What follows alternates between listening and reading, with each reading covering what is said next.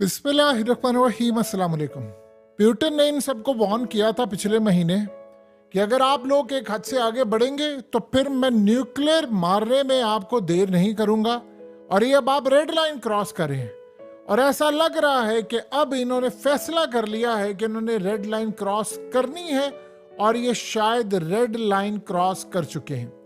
सूरत हाल ये पैदा हुई है कि प्यूटन ने दस्तखत कर दिए हैं, और दस्तखत करने के बाद न्यूक्लियर ड्रिल्स यानी न्यूक्लियर मारने की फौजों को प्रैक्टिस करने का ऑर्डर जारी कर दिया है।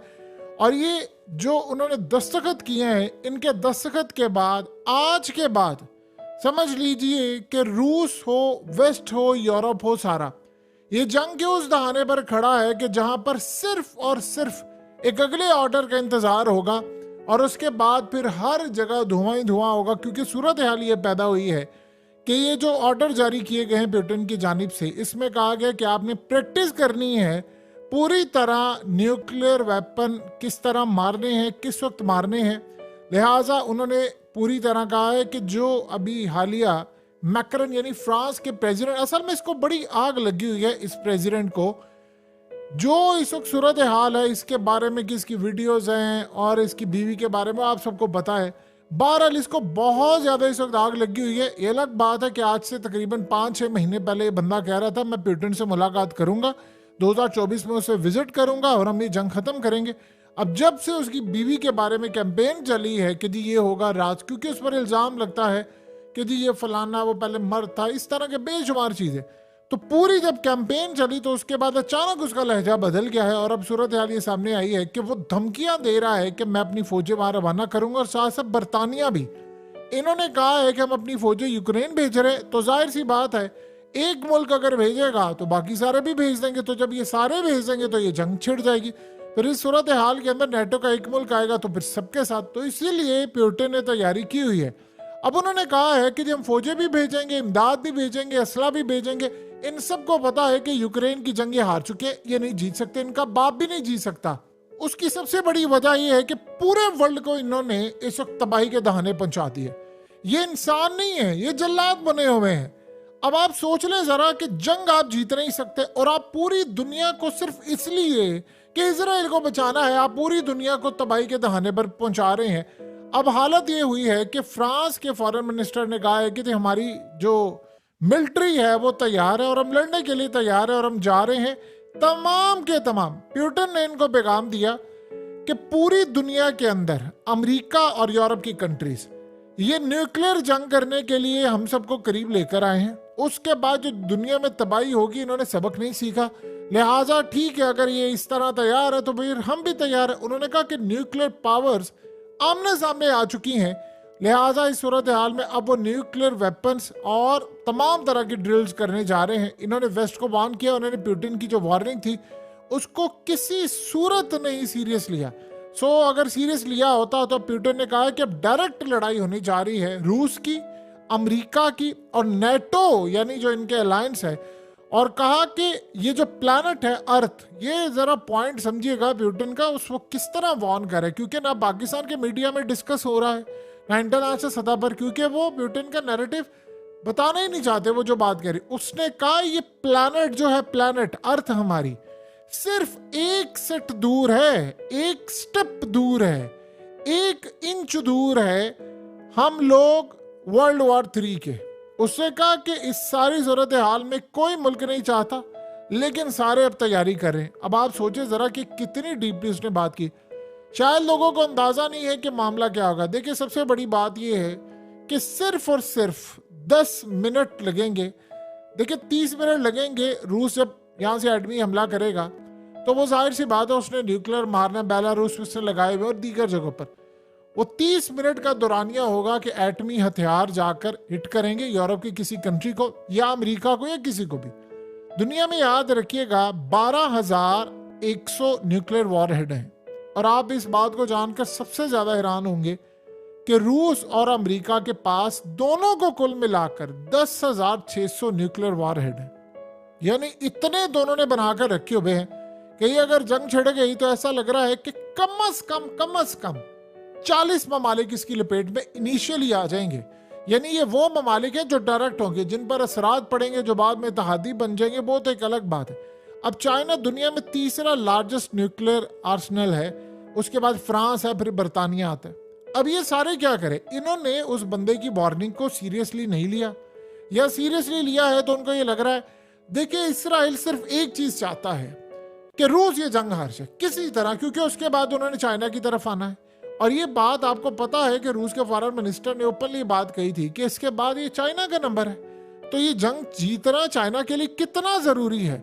सो यही इस वजह को आप ये समझ ले कि इन्होंने प्लान ये किया है कि इसराइल अगर ईरान से लड़ाई कर रहा है, इसराइल अगर शाम से कर रहा है, तो शाम में भी रूस बैठा है, ईरान की बैक पर भी रूस खड़ा हुआ है, अब हौसियों की बैक पर भी है। देखिए पुतिन ने 2-3 दिन पहले क्या बात की, उसने कहा ना कि हम हौसियों के साथ पार्टनरशिप करने जा रहे हैं, ये हमारे पार्टनर है मुस्तकबिल के।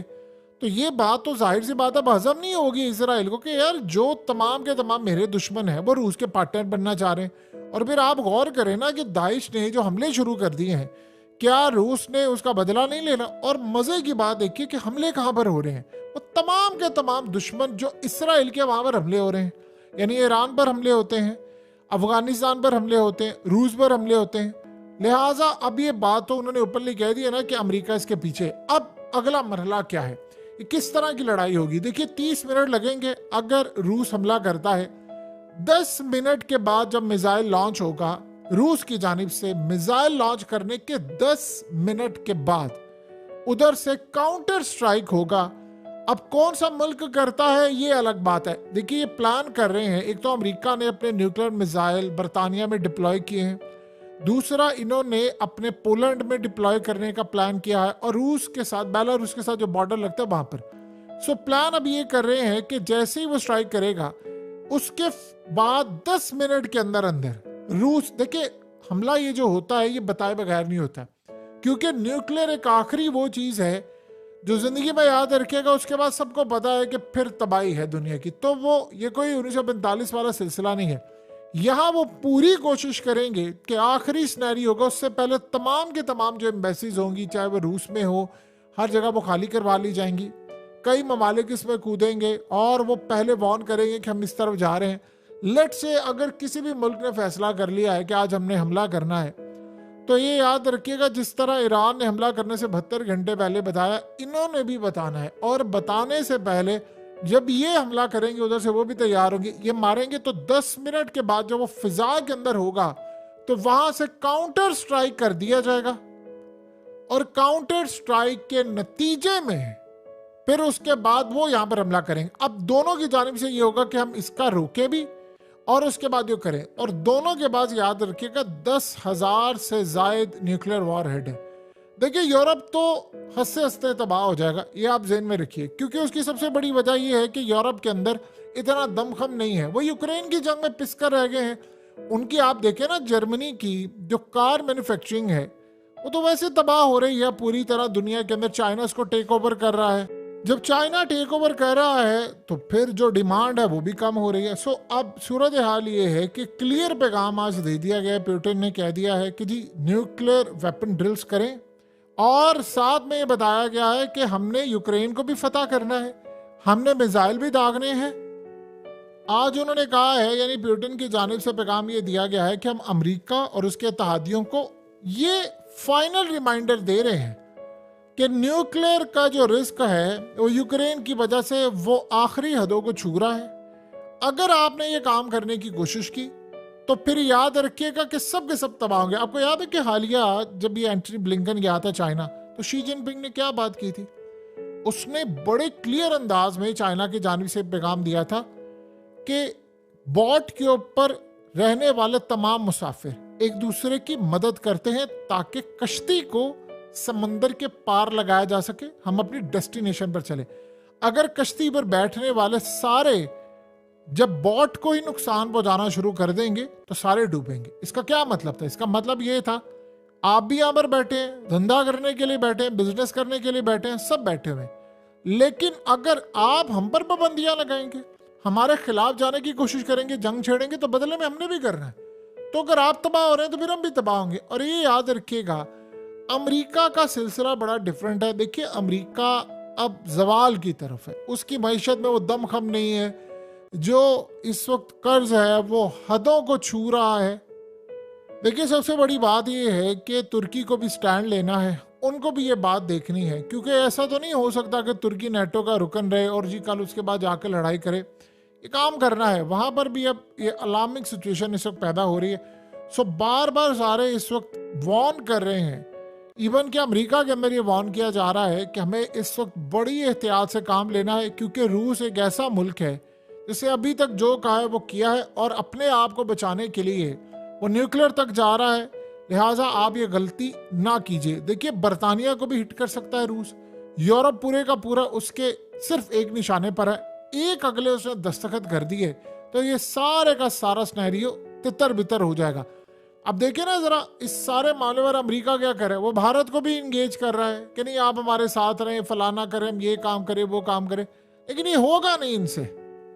ये असल में वही हरकत कर रहे हैं जो अफगानिस्तान वाले मामले पर हुई थी। वैसे अमेरिका ने अफगानिस्तान से 2002 में और 4 में तो मैक्सिमम हद तक उसे निकल जाना था, फिर 7 में फैसला ये हो गया कि चलो ओबामा आ जाएगा, ओबामा के बाद हम निकल जाएंगे, लेकिन उसके बावजूद ये लोग टिक कर बैठ गए थे और करते करते करते आप देख लें इन्होंने कितना नुकसान किया, खत्ते का कितना नुकसान किया और पाकिस्तान का कितना नुकसान किया।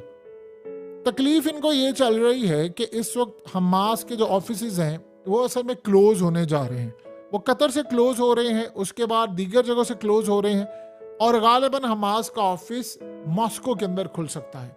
इस सिनेरियो में हौसियों की बैक पर भी रूस आ गया है, ईरान की बैक पर भी इराक, शाम, मलेशिया में, और वैसे भी आपको पता है शाम के अंदर वो बैठा हुआ है। और यही वो वजह है कि अभी तक इसराइल को मुकद्दस मकामात के हवाले से अगर बड़ा स्टेप नहीं ले सका। ईरान का हालिया किया गया मिसाइल हमला जो था उसकी वजह है एक। देखिए सबसे बड़ी बात ये समझ लें कि रूस के पास मारने के लिए और बहुत कुछ है, यानी खाली ऐसा नहीं है कि वो ईएमपी हमला करेगा, उसके पास ऐसी सूरत हाल है कि माइक्रोवेव से हमला कर सकता है। यानी आप ये सोच लें कि ईएमपी हमले में उसके पास जो कैपेसिटी है वो इतनी क्लास की है कि अगर रूस यहाँ पर बैठकर हमला करे, इन्होंने याद रहे कि ऐसा नहीं है कि आप किसी भी दुश्मन के खिलाफ जब न्यूक्लियर का काम करेंगे तो उससे पहले एक बड़ा अजीबोगरीब सिनेरियो बनेगा, वो होगा ईएमपी हमला, यानी इलेक्ट्रोमैग्नेटिक पल्स वेपन। वो क्या है, आपने पूरी तरह पहले अगले बंदे को मिसाइल मारने से पहले उसका सारे का सारा सिस्टम, बिजली के आलात सब तबाह करना है कि ताकि वो स्ट्राइक करने की कैपेबिलिटी रखे ही ना। यानी जब आपके पास आखिरी हद आ जाती है कि भाई आपने अपना मुल्क बचाना है या एटमी हमला करना है, तो आप हमला करने से पहले उन पर ईएमपी हमला करेंगे कि ताकि सारे उनकी जो सेकंड स्ट्राइक की कैपेबिलिटी है वो असल में तबाह हो जाए। आप पहले हमला करेंगे, वो सेकंड स्ट्राइक करेंगे, और सेकंड स्ट्राइक को अगर आपने रोकना है तो आपको उनका पूरे का पूरा इलेक्ट्रॉनिक सिस्टम जो है वो तरीकाकार ये होता है कि आप किसी भी मुल्क के अंदर मिसाइल मारते हैं, एक ये तरीके, 2-3 तरीके होते हैं। एक आप मिसाइल मारते हैं, उसके ऊपर पेलोड होता है और वो असल में करता क्या है कि वो वेव्स छोड़ता है। जब आप किसी भी मुल्क में वो भेज देते हैं तो वेव्स छोड़ता है, उतनी देर में वो नीचे तमाम जितनी इलेक्ट्रॉनिक्स होती हैं उनको तबाह कर देता है, बिजली चली जाती है, निज़ाम सारा धर्म भरम हो जाता है। जब ये सारे का सारा सिनेरियो होता है तो अगले बंदे की जो स्ट्राइक करने की कैपेबिलिटी है, उसका रेडार सिस्टम, बिजली सब चली जाती है, देन आप ये हमला कर सकते हैं। फिर अब सवाल यहाँ पर ये पैदा होता है कि चले हाइपरसोनिक मिसाइल की तो समझ आती है, आपने मारा, आपने किसी की मिलिट्री बेस उड़ा दी,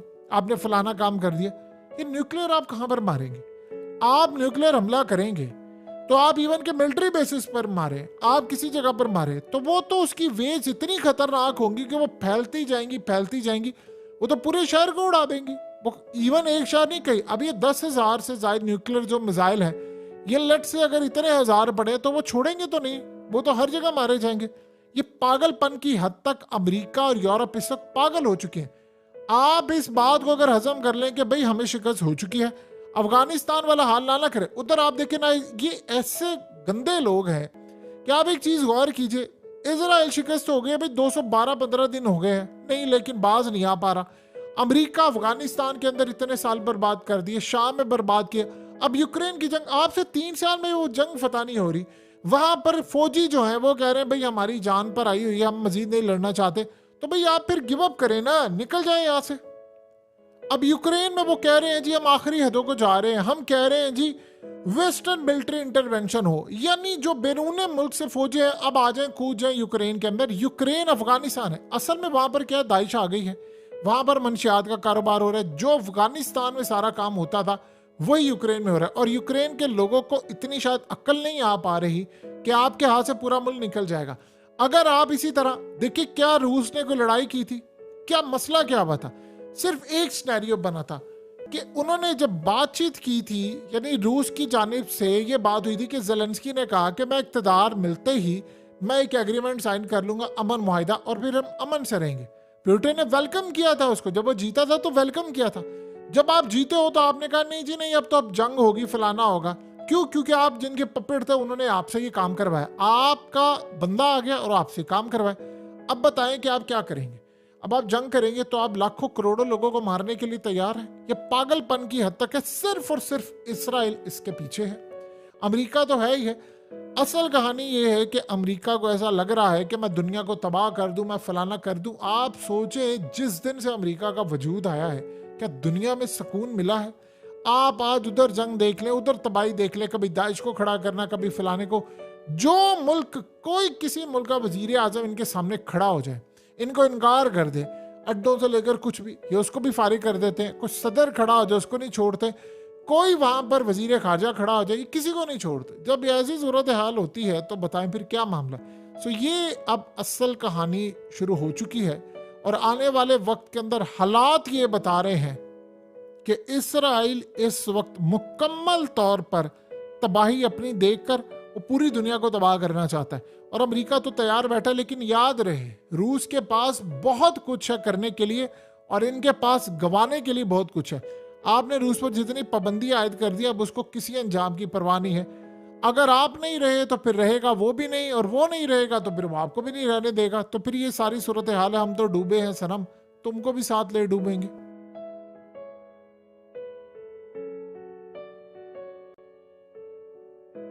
हकीकत टीवी को सब्सक्राइब करना मत भूलें, वीडियो को लाइक करें, शेयर करें और कमेंट सेक्शन में अपनी राय का इजहार जरूर करें।